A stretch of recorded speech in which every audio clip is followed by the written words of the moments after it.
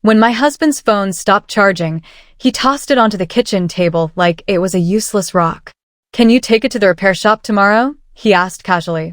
"I've got meetings all day." "Sure," I said. It didn't seem like a big deal. The next morning, I dropped the phone off at a small electronics shop near my office. The technician, a quiet man in his 40s, plugged the phone into a diagnostic cable and started running tests. At first, everything seemed routine.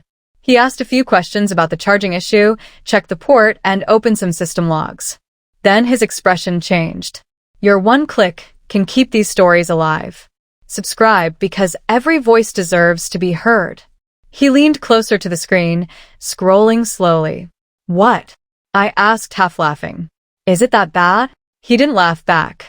Instead, he looked up at me with a serious expression I wasn't expecting.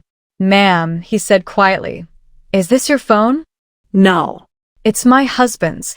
He nodded slowly, then looked back at the screen again. A long pause filled the room. Finally, he said something that made my stomach drop. "You need to cancel your credit cards," he said, "and change the locks on your house." I blinked. "I'm sorry, what?" He turned the monitor slightly, so I could see. "There are hidden apps installed on this device," he explained. "Tracking software, file backups, and something that looks like remote storage." My confusion only grew. "What does that have to do with me?" He hesitated, clearly debating how much to say. "Because," he replied carefully, "the files being backed up include photos of your ID, your credit cards, and documents with your name on them." My chest tightened. "That doesn't make sense," I said quickly. "Those are just things couples share." He shook his head slowly. No. "These aren't normal backups." He clicked another folder. Inside were scanned copies of my passport, bank account screenshots, and even the title document for the house. My heart started pounding. "How did those get there?" I whispered. "That's not the strange part," he said. He opened another file. This one contained messages. Not texts between my husband and friends. Messages between my husband and someone listed only as R. I read the first line and felt the blood drain from my face. "Once the transfer is done, she won't even know what happened." I looked up slowly. The technician's voice was careful but firm. "I've seen cases like this before," he said. "Identity theft setups. Usually the victim doesn't realize until everything is already gone." I shook my head immediately. No. "That can't be right. We've been married 8 years. But the technician didn't argue. He simply turned the screen again and opened the next message. "Just make sure she signs the refinance papers this week." My stomach twisted, because the refinance appointment was scheduled for Friday.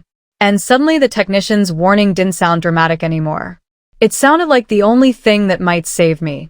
I sat there staring at the screen, my mind racing. Friday. The refinance appointment suddenly felt like a trap I had been walking toward without even realizing it. "What happens if I sign those papers?" I asked quietly.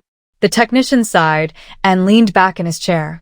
"If those documents are tied to the files I'm seeing here," he said carefully, "it could transfer debt, ownership, or access to financial accounts. Sometimes scammers use spouses because banks trust the signatures." "But he's my husband," I whispered, still struggling to accept it. The technician didn't respond to that. Instead, he pointed to another message on the screen. "Look at the dates." The conversation between my husband and R had been going on for months. There were discussions about bank limits, credit lines, property value, and timing. One message made my hands shake. "Once she signs, the house becomes leverage.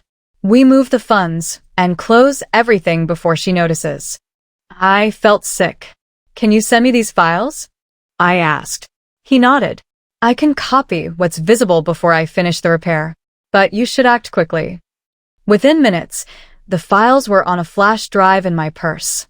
As I walked to my car, my heart was pounding so hard it felt like everyone could hear it. I didn't drive home right away. Instead, I sat in the parking lot thinking, if I confronted my husband immediately, he would deny everything and delete the evidence. If I pretended nothing was wrong, maybe I could learn more. So I went home and acted normal. That evening he came back from work, smiling like usual. "Did you drop off my phone?" he asked. "Yeah," I said calmly. "They said it'll be ready tomorrow." "Good," he replied, pouring himself a drink. I watched him from the kitchen doorway. For 8 years, I had trusted this man with everything. My home, my savings, my future. And now I was holding proof that he might be planning to destroy all of it.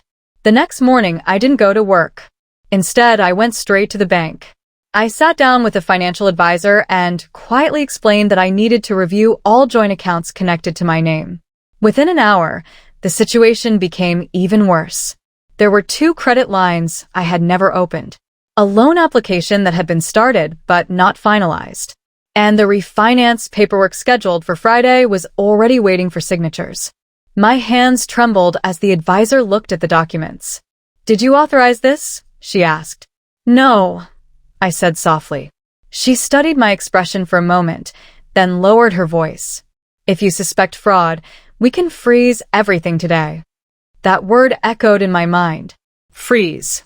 If I froze the accounts, it would stop whatever plan my husband had been setting up. But it would also tell him that I knew. I took a deep breath. "Freeze it," I said. The advisor nodded and started typing. Within minutes, every joint account, credit line, and pending transaction was locked. As I walked out of the bank, my phone buzzed. It was a text from my husband. "Hey, the bank just called me. They said our accounts are frozen." Do you know anything about that? I stared at the message. For a long moment, I didn't reply. Then another message appeared. "Call me now." But instead of answering him, I called someone else. A lawyer. My lawyer listened carefully as I explained everything and handed over the files from the technician. He read the messages, his expression growing colder with every line. "You did the right thing freezing the accounts," he said. "If those papers had been signed Friday, you could have been legally responsible for hundreds of thousands in debt." My stomach turned. "What do I do now?" I asked. "First," he said calmly, "we protect you." That same afternoon, he filed a fraud report and began separating my financial identity from my husband's. The house refinance was immediately blocked. That night, my husband stormed through the front door.